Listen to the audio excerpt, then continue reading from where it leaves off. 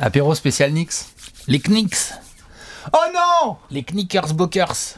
Ils l'ont fait! Non, c'est fini. Oh non, le trash talker! Sachez que Léonce ne voulait pas de cet apéro. Non. Hein. Et que la fanbase certains m'ont envoyé des messages sur Twitter genre est-ce que vous pouvez uploader le café mais s'il vous plaît ne faites pas de vidéo sur les Knicks. Voilà. Et que peut-être cet apéro sera tourné mais ne sera jamais uploadé finalement. Peut-être. Peut-être que Léonce va avoir un problème de connexion ou de carte mémoire dans la caméra, tu sais. Ah bah, désolé, Peut-être. mince, j'ai paumé l'apéro. Beaucoup d'incertitudes mais une certitude réelle, les Knicks sont en feu, les Knicks Alex sont sûrs. 9 victoires d'affilée. C'est beaucoup, c'est bien. Et en plus, on va en parler, on va détailler tout ça. Et en plus, il y a la manière, il y a des adversaires qu'il fallait battre hein, dans cette série d'histoires. Et il y a des adversaires, genre on est là, on a vu les matchs, on a fait ok d'accord. Comme on dit là-bas, Knicks are legit. Exactement. Hein non mais c'est bien sûr. Vraiment ça. Vous l'avez vu dans une vidéo récente, on avait un petit peu zoomé sur les 10 choses qu'on voulait voir sur la fin de saison. On s'est renvoyé la balle, vous pouvez aller checker cette vidéo. Et notamment, Alex, tu en parlais, il y avait cette espèce de bataille sur les spots 4-5 de la conférence Est parce qu'on se focalise beaucoup sur l'Ouest. C'est un péage le 15 août, c'est incroyable. Sauf que à l'Est, on a aussi ce jeu de classement. Et les Knicks, mine de rien, très content de voir ce qui s'est passé chez les Nets. Merci Kyrie, merci KD. Ça commence à chuter au classement. Et ça commence à remonter. Il aura fallu limite que les Bucks s'inclinent enfin pour que la plus grosse série de victoires, elle soit new-yorkaise. C'est ça. La plus grosse série victoire du moment est new-yorkaise. Donc déjà, oui, effectivement, c'est pas rien. Tu viens de parler des jeux de classement. C'est vrai que c'est assez intéressant parce que finalement, les Knicks ne sont pas si loin que ça de la 4e place des Cavs. Donc ça, on en avait parlé. La bataille Cavs-Knicks, qui va avoir l'avantage du terrain au premier tour entre ces deux équipes. Les Cavs sont pour l'instant en pole position et tiennent bien la baraque. Mais ce qui est intéressant, oui, c'est que avec cette série de victoires, mine de rien, les Knicks ont quand même pas mal ont creusé un petit matelas qui leur permet de assez sereinement envisager la grosse quinzaine de matchs qui restent à jouer là d'ici la fin de la régulière en se disant « Oh, on va être dans le top 6 déjà ». Complètement. Parce que il y a les Nets, en fait, les Nets, au moment où on parle, les Knicks sont 5e, les Nets sont encore 6e là. Pour le plus grand plaisir des fans. Sont pas, je veux dire, c'est pas leur faire offense que de dire qu'ils sont peut-être pas sur une phase ascendante. Non. Ils jouent, ils bien. se battent, ils viennent de gagner genre 2 matchs d'affilée. Enfin, voilà, mais ils ont le Heat juste derrière eux, ils ont les Hawks aussi qui vont peut-être essayer de pusher un peu même s'il y a de l'écart, mais en fait les Knicks, par rapport au Heat qu'ils ont battu là récemment, on va revenir sur cette victoire, il y a 4 matchs d'écart avec la 7e place pour les Knicks. C'est énorme. Plus les Nets en tampon éventuel. Donc franchement, là t'es les Knicks, tu te dis, si tu finis pas dans le top 6, t'es déçu là. Hyper déçu et la tendance tout à fait, la tendance ne prouve pas ça. Comme on l'a dit dans le dernier apéro, tu regardes plus devant les Cavs que derrière. Ouais. Tu regardes pas trop le Heat parce que tu les as terminés, merci Julius Randle, on va en reparler. T'as pas envie de regarder les Nets parce que c'est le voisin de l'autre côté du Hudson, donc on s'en bat les reins. Mais par contre les Cavs, oui, au moment où on parle, Cleveland 41 victoires, 26 défaites, les Knicks 5e, 39 victoires, 27 défaites.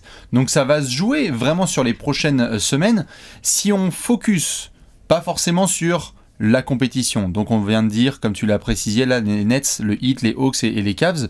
Quand on prend les Knicks eux-mêmes, oui. Je te lisais juste avant qu'on démarre là l'émission, oui. On a Tom Thibodeau en coach. On avait toutes ces certitudes depuis longtemps d'un coach très défensif, defense first. On l'a vu d'ailleurs il y a 2 ans, l'équipe qui avait top 4 de la conférence Est, très très grosse défense. Ouais. Là, Alex, les Knicks de cette saison, c'est certes une bonne défense, mais c'est avant tout une attaque de malade. Ils sont hyper fort pendant 48 minutes. Voilà. En fait, ces Knicks, par certains angles, on va venir sur l'attaque, mais juste il y a un angle qui est important, tu l'as mentionné sans vraiment le mentionner. Il y a le côté défense de Thibodeau. Moi, ce que je vois surtout, c'est qu'ils jouent dur avec beaucoup d'efforts. Ouais. En défense, ils ont des points faibles. On a reproché en début de saison à Julius Randle de ne pas faire les efforts nécessaires. Là, il les fait. Après, ça reste un défenseur relativement moyen, tu vois. Parfois, sur le backcourt, ils défendent bien, Grimes se bat bien et tout, Brunson se bat bien, mais parfois, ils peuvent se faire un peu manger. Disons que c'est une bonne défense, mais quoi qu'il arrive, il y a les efforts, il y a le hustle du début à la fin du match, et effectivement, en ce moment, tu as raison d'en parler, en attaque. Putain, l'attaque en fait, là, les types sont en feu. ça shoot bien, le ballon circule, hein, c'est fluide, les types qui rentrent du banc, parce que attention, il y a de la profondeur. Ils sont hyper profonds. Ouais. Les types qui rentrent, ils connaissent leur rôle, ils savent ce qu'ils ont à faire, ils se font hurler dessus par le coach, mais ça y va, ça envoie les efforts. Je pense à... je sais pas, là, qu'est-ce que j'ai noté? Bon, alors, Quickly, on va en reparler, parce que l'autre, non seulement quand il rentre, voilà, mais alors quand Brunson rate un match, l'autre, il devient titulaire. Il fait... je crois que les fans de Boston s'en souviennent. Bon, bien, cool. Marcus Smart, ouais, bah, d'accord. Je suis le meilleur joueur sur le terrain. Voilà, c'est ça. Je suis le meilleur joueur extérieur de ce match. Bien sûr. N'en déplaise à Jalen Brown, Marcus Smart, Jason Tatum et compagnie. Bref. C'est intéressant. Grimes, McBride, je les ai cités. Là, ils ont ajouté Hart à la deadline. En termes d'effort, de je viens me battre au rebond, depuis les postes externes et tout, c'est vachement intéressant. Depuis que Mitchell Robinson est revenu de sa blessure, là, ça fait 5-6 matchs environ, les efforts sont là, les rebonds sont là, la protection de cercle est là, les hobby-to-pin, les gars comme ça. Franchement, ces Knicks font plaisir. C'est cool de regarder les Knicks jouer. Et là, est-ce que c'est eux le gros poil à gratter là de l'Est là? Est-ce que tu as envie de te taper les Knicks au premier tour? Je suis pas certain, parce qu'en plus il y a la fournaise du Madison Square Garden.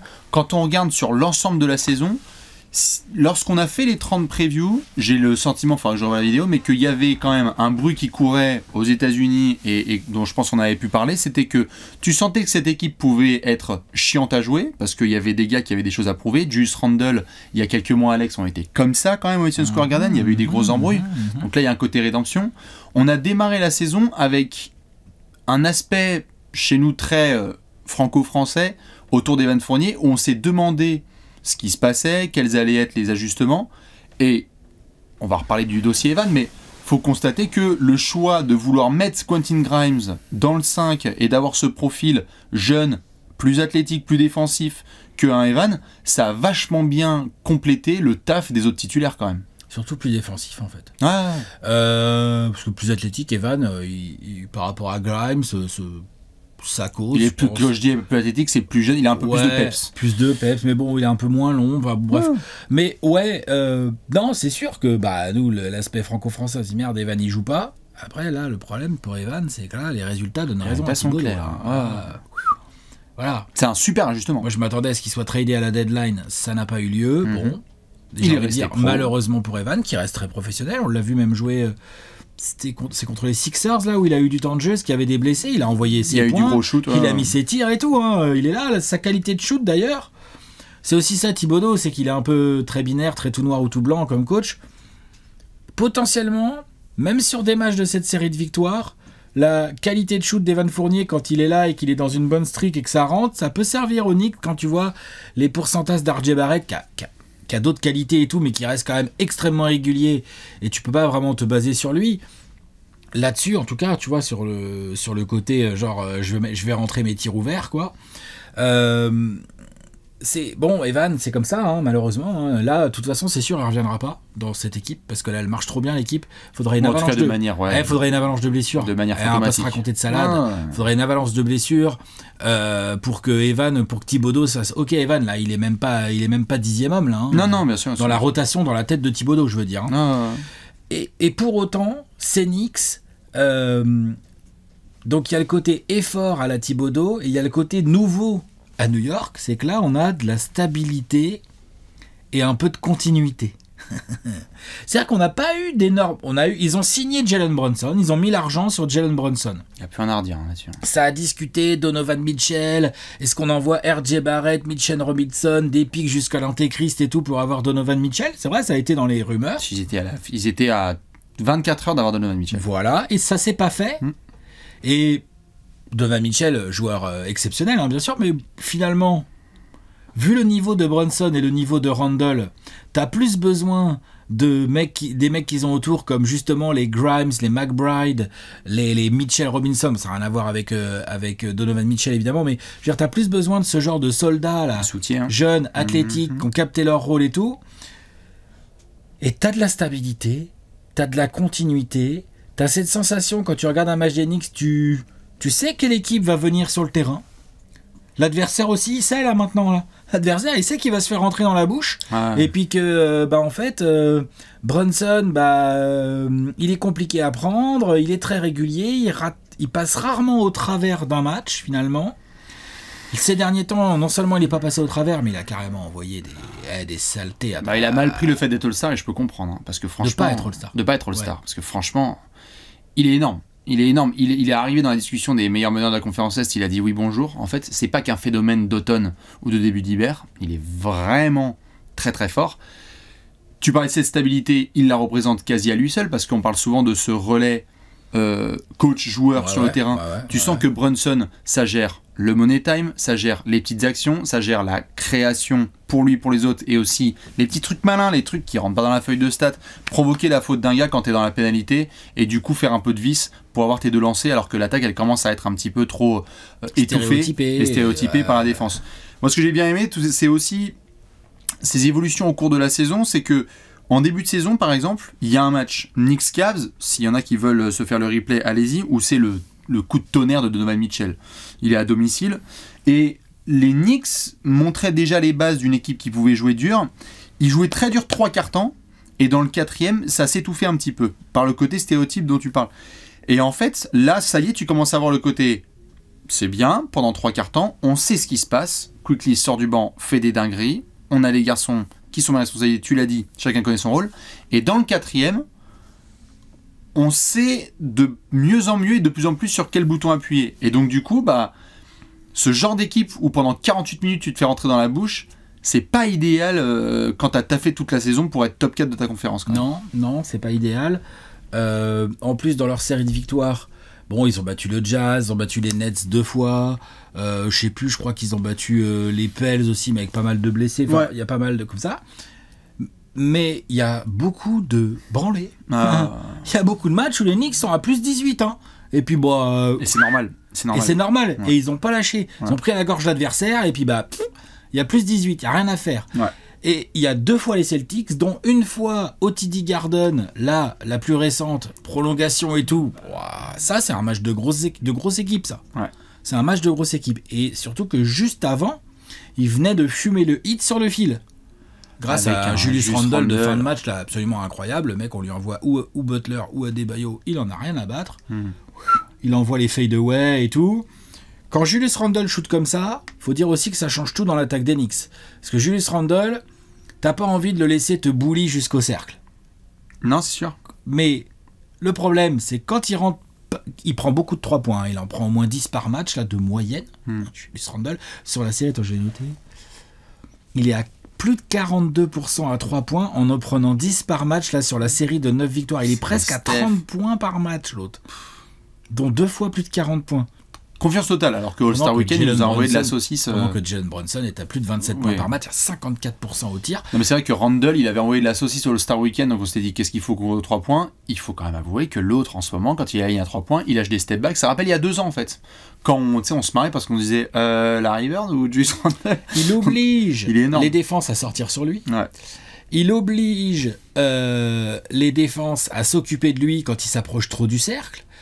Brunson utilise parfaitement cette gravité, cet intérêt pour les défenses sur Randle, mais aussi Quickley, aussi McBride ou même Josh Hart. Là, on voit Josh Hart, là, il vient d'arriver à New York, le mec quand il sort du banc, ça c'est du plus en sortie de banc. Ouais. Ça se bat au rebond. Et il pourrait être titu. Ça peut rentrer des tirs, ça pourrait être titu, mais finalement c'est très bien en sortie de banc.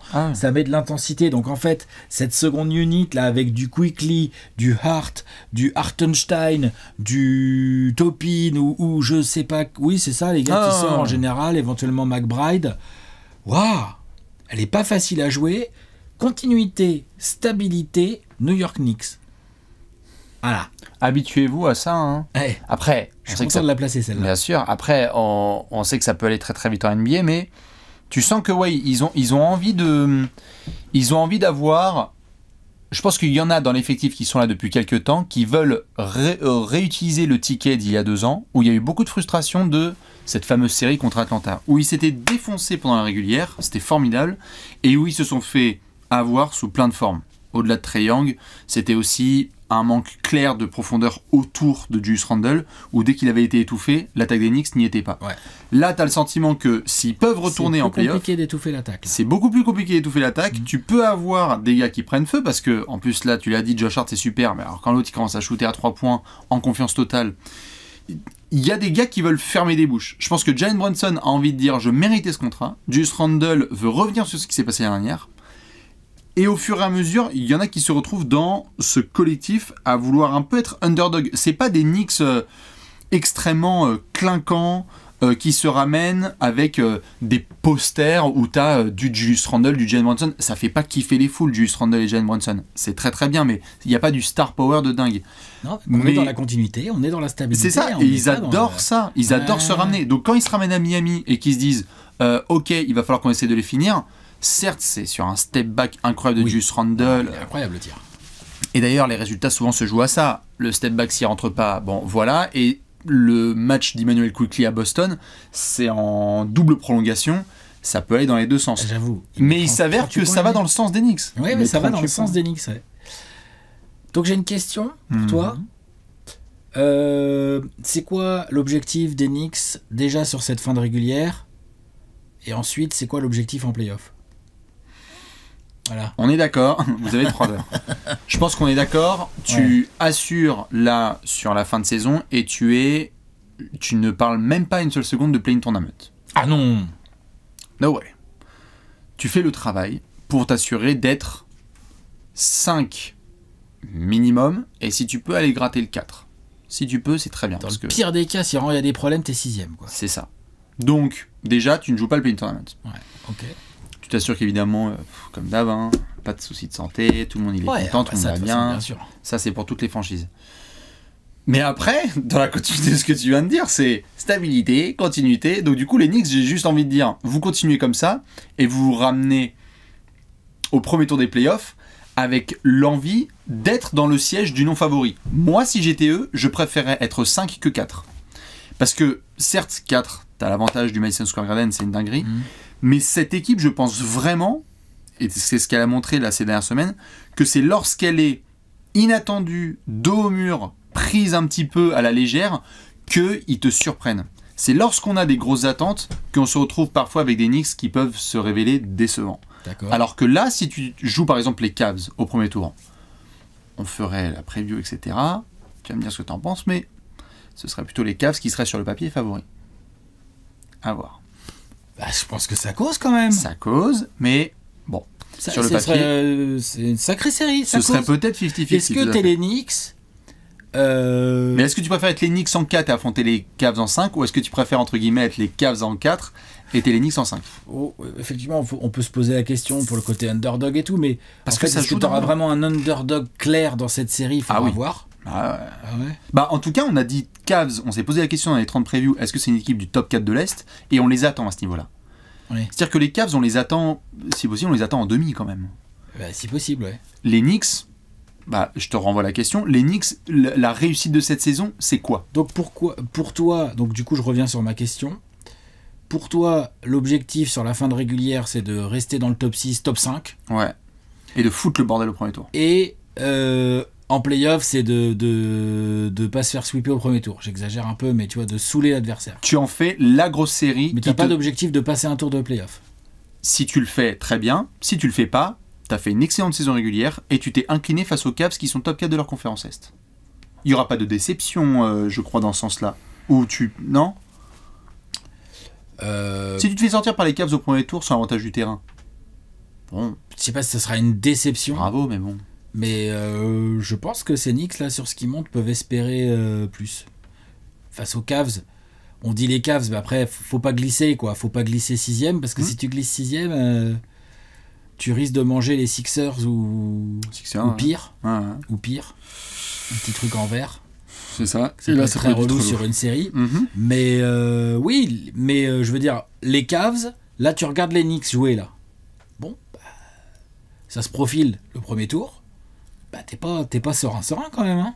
Après, c'est pas fini pour les Cavs. Hein. Les Cavs, eux, ils peuvent viser éventuellement essayer d'aller gratter Philly. Hein. Ils peuvent. Je te dis pas qu'ils vont le faire. Je te dis que mathématiquement, bouge pas. Mathématiquement, il y a deux matchs et demi quand même. Il y a quand même 2 matchs et demi entre les Cavs et les Sixers au moment où on tourne cette vidéo. Oui. Donc mathématiquement, c'est pas fini. C'est quand même loin d'être gagné. Les Sixers ont montré récemment là. Mais bon, en gros, moi j'ai le sentiment qu'il faut bien finir la régulière, faire du mieux en play-off et surtout garder cette continuité et cette stabilité pour la saison prochaine, quoi. Hein. J'ai le sentiment qu'il faut envoyer un message. Si t'es les Knicks. On s'arrête souvent au court terme, c'est-à-dire de se dire là, qu'est-ce qui va se passer, et c'est normal, hein, la question que tu poses, c'est celle que beaucoup de gens se posent, c'est qu'est-ce qui va se passer là sur les prochaines semaines et les playoffs. Je pense que si tu prends de la hauteur, les Knicks là, l'idée, c'est essayer d'envoyer un message, c'est-à-dire on est stable, tu l'as dit, le message il est envoyé. On a de la jeunesse, on a de la profondeur, on a le sentiment qu'on peut faire des choses.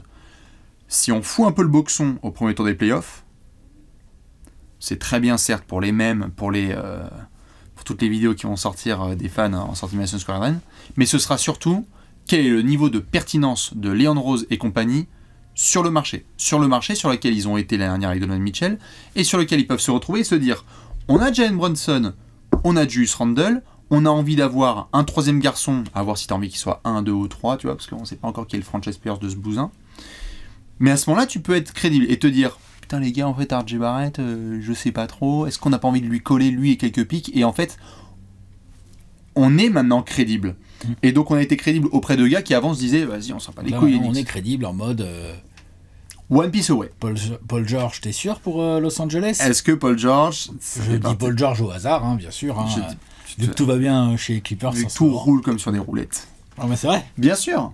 C'est ce genre de questions qui vont se poser, quoi, non? Ou... Bah, tu restes les Knicks, donc tu vas forcément vouloir avoir. Est-ce qu'ils sont one piece away? Est-ce qu'ils sont one piece away de quoi? Quand t'es les Cavs, contender? Quand t'es les Cavs l'année dernière, Kobe Altman, il voit la saison. Donovan Mitchell.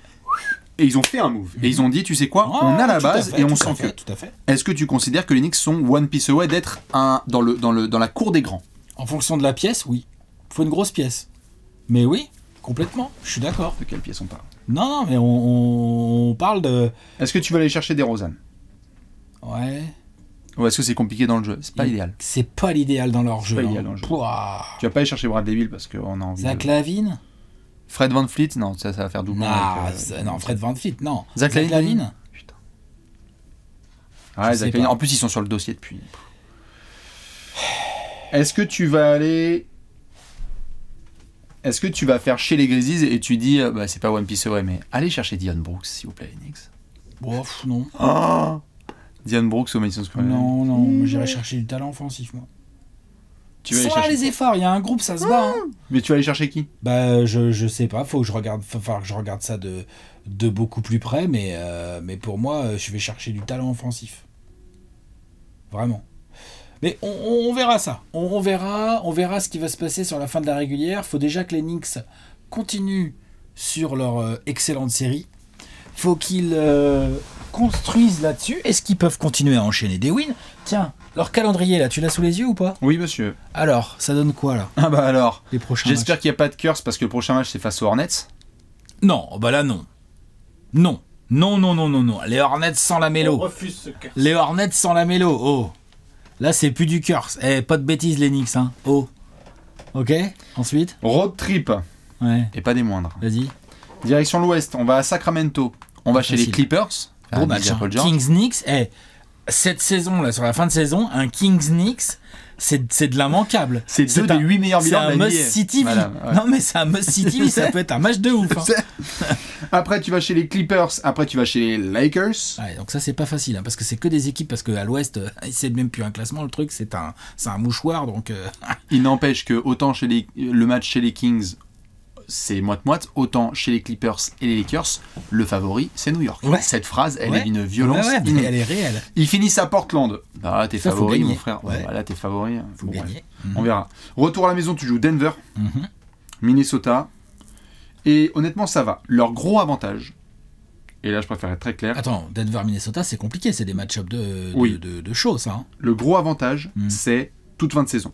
Le mois d'avril, pas de poisson. Tu vas jouer contre Washington, à Indiana, à New Orleans, et tu finis contre Indiana. Il faut tout prendre. Donc là, tu dois... Faut tout prendre. Mais c'est le match face aux Cavs, là, le 1er avril, là, qui est incroyable. Je crois qu'il est... Non, il est en tardif, il a 1h30 du mat. Il joue les Cavs. Il joue les Cavs. Et là, je peux te dire que le Knicks Cavs du 1er avril... Ouais, c'est clair. peut être vachement important pour le classement en plus en fonction de comment ça bricole jusque là-bas. En fait, c'est ce road trip là à l'ouest qu'il faut assurer, mais est-ce que c'est vraiment le road trip à l'ouest que tu as envie d'assurer ou est-ce que ce sont là les matchs que tu as vus contre Miami, contre Boston et peut-être contre les Cavs, qui sont tes adversaires à venir, que tu dois vraiment assurer? C'est les adversaires à l'est. C'est toujours bien de battre l'ouest. Disons que là, il faut commencer par fumer les Hornets pour faire 10 de suite. Ouais, il rejoue 2 fois Miami, pardon, d'ici la fin de saison. Ah ouais. Un Miami et contre Miami. H. 2 fois Miami, il joue les Cavs. Mais là, faut battre les Hornets pour faire 10, déjà, pour faire un chiffre rond. Ah ouais. Ensuite, faut partir à l'ouest et voir. Ouais. Ok. Ça fait quand même un beau petit programme pour eux.